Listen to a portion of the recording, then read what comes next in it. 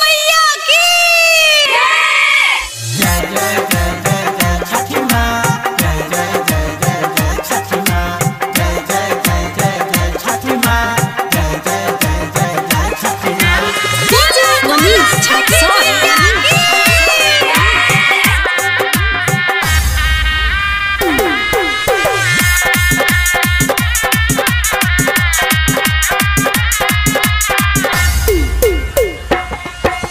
काचे काचे काचे बाँस कटी हो भैया, काचे काचे काचे बाँस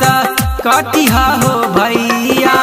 बड़े बड़े बहंगी बनई हो, बड़े बड़े बहंगी बनई हो, बहंगी के लेके भैया चली हो घाट, बहंगी के लेके भैया चली हो घाट, छठी माई के करब पूजा पाठ हो,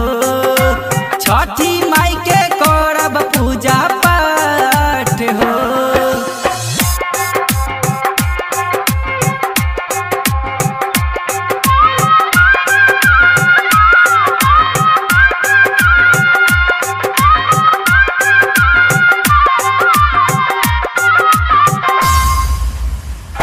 मनीष रक्सौल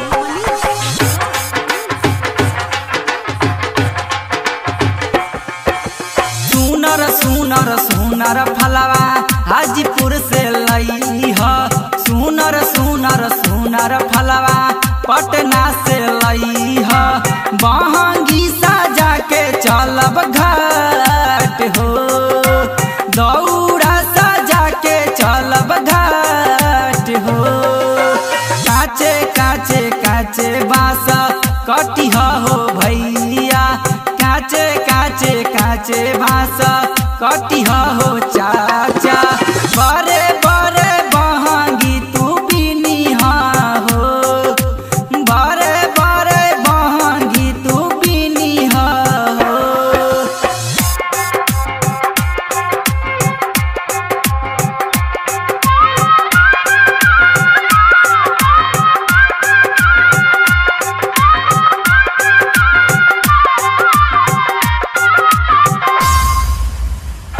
मनीष रक्सौल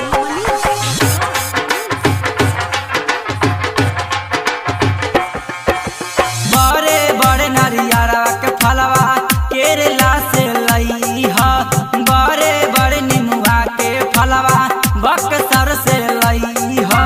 दौड़ा के दीह तू सजाई हो, बहंगी के दीह तू सजाई हो,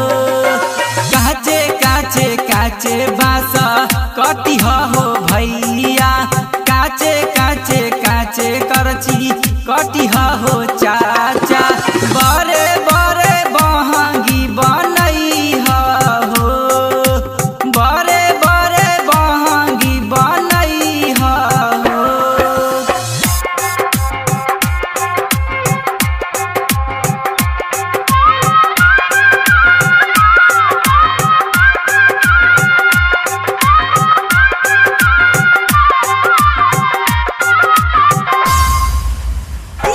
मनीष रक्सौल